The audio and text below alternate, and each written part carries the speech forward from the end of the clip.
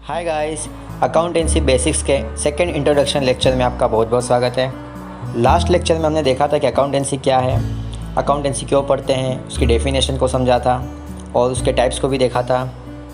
आज हम अकाउंटेंसी के बेसिक कॉन्सेप्ट्स को लेकर आए हैं जो कि बहुत इंपॉर्टेंट है। ये अकाउंटेंसी का एक बेस है। इन अकाउंटेंसी के कॉन्सेप्ट्स को बिना पढ़े हम अकाउंटिंग नहीं कर सकते।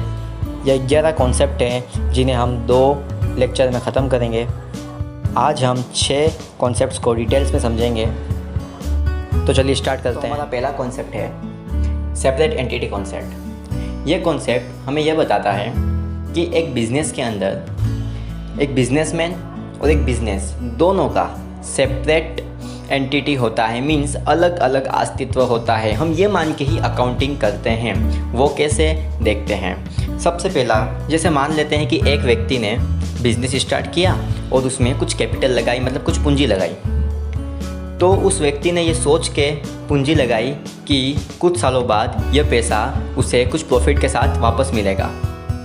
इसका मतलब यह हुआ कि बिज़नेस की रिस्पॉन्सिबिलिटी हो गई कि जब तक बिज़नेस चलेगा तब तक तो बिज़नेस के पास पैसा रहेगा, लेकिन जैसे ही बिज़नेस ख़त्म हुआ तब बिज़नेस की रिस्पॉन्सिबिलिटी हो जाती है कि वह जो उस व्यक्ति ने उस पर पैसा लगाया था वो पैसा उसे वापस लौटाए कुछ प्रॉफिट के साथ में।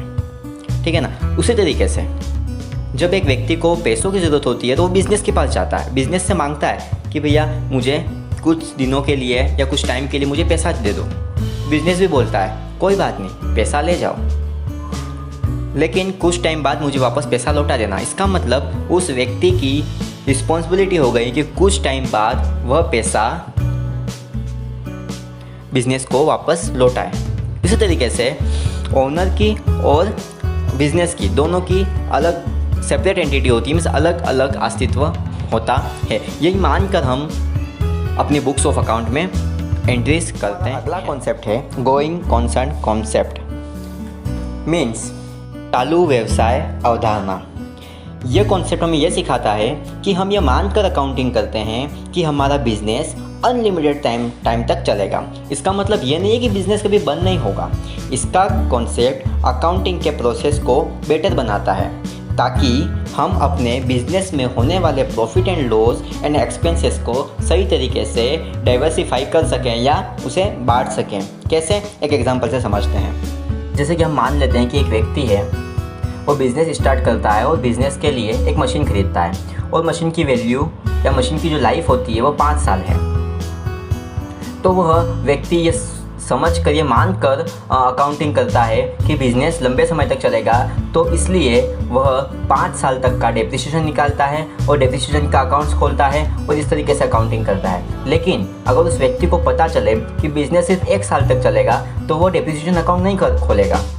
वह सिर्फ सारा जितना भी खर्चा है, मशीन की जो कॉस्ट होती है और जितना भी उसका जो खर्चा आता है वो सारा खर्चा वो मशीन अकाउंट में डाल देगा, उसमें डेप्रिसिएशन अकाउंट नहीं खोलेगा। तो इस तरीके से अकाउंटिंग करने का तरीका बदल जाता है और हम मशीन की सही तरह से वैल्यू भी नहीं निकाल पाते हैं। इसलिए हम अकाउंटिंग ये मानकर चलते हैं कि हमारा बिजनेस अनलिमिटेड टाइम तक चलेगा। अब आपके सामने नेक्स्ट कॉन्सेप्ट आता है पीरियोडिकल कॉन्सेप्ट या मैचिंग कॉन्सेप्ट, जिसे हम लेखावधि की अवधारणा या मिलान अवधारणा भी कहते हैं। तो बिज़नेस स्टार्ट करते हैं। अब बिज़नेस स्टार्ट होने से लेकर बिज़नेस ख़त्म होने तक के बीच में हमने जितने भी खर्चे किए हैं, हमको जितने भी इनकम हुई है, उसके बेस पर ही हम ये पता लगा सकते हैं कि हमें प्रॉफिट हुआ है या लॉस हुआ है।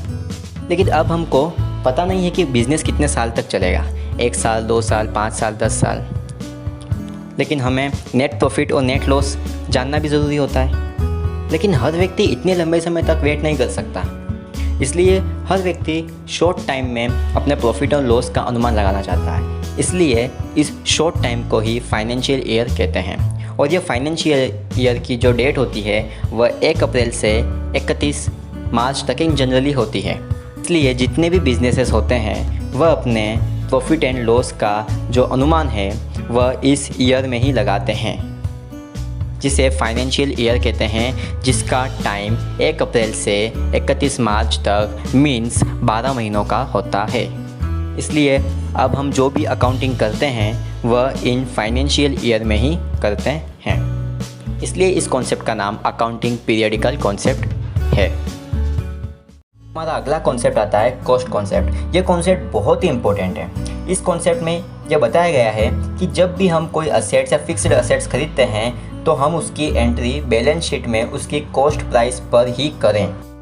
मीन्स हमने एक ज़मीन 5 लाख रुपए में खरीदी और उसको खरीदने में हमें 1 लाख रुपए का एडिशनल एक्सपेंसेस करना पड़ा, मतलब अतिरिक्त खर्चा करना पड़ा, तो हमको यह ज़मीन 6 लाख रुपए में पड़ी।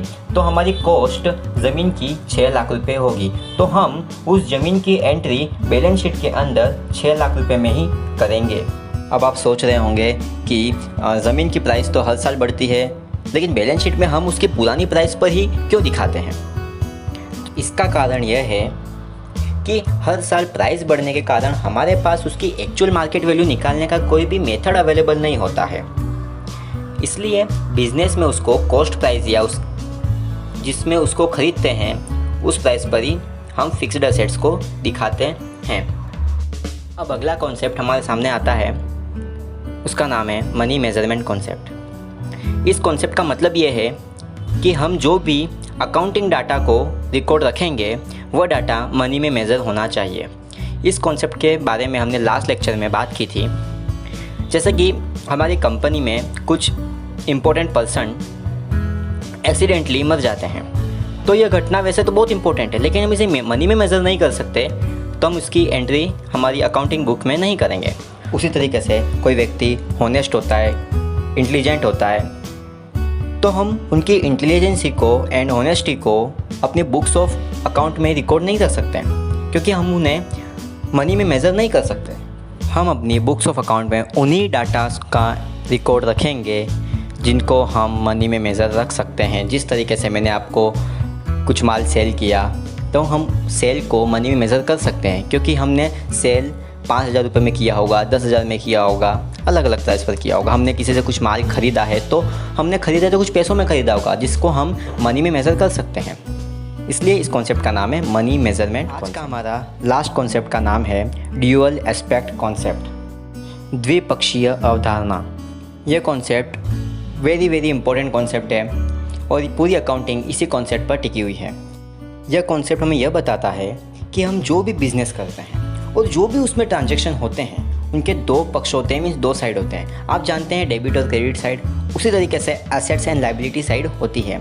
कैसे? जैसे कि हमने एक बिज़नेस में बिल्डिंग खरीदी, वो भी 80,000 रुपये में, तो हमारे बिज़नेस में 80,000 की असेट्स आई और 80,000 की कैश गई। हमने बिल्डिंग फ्री में तो नहीं खरीदी, हमने उसके लिए कुछ चुकाया होगा, कुछ पे किया होगा।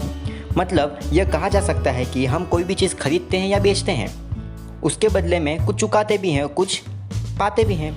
मतलब हमारी अकाउंटिंग बुक्स में हम 2 तरीके की साइड को इफ़ेक्ट करते हैं, असेट्स एंड लायबिलिटी साइड। इसलिए असेट्स एंड लायबिलिटी साइड की टोटल हमेशा बराबर होती है। इस कॉन्सेप्ट के बेस पर ही हम बैलेंस शीट को बनाते हैं। इसलिए इस कॉन्सेप्ट का नाम ड्यूअल एस्पेक्ट कॉन्सेप्ट है और ये बहुत ही इम्पोर्टेंट कॉन्सेप्ट है। हम आने वाले नेक्स्ट लेक्चर में और भी बचे हुए कॉन्सेप्ट्स के बारे में बात करेंगे। आपको हमारा लेक्चर कैसा लगा आप हमें कमेंट करके बता सकते हैं। हमारा वीडियो देखने के लिए और हमारे साथ जुड़े रहने के लिए आपका बहुत बहुत धन्यवाद।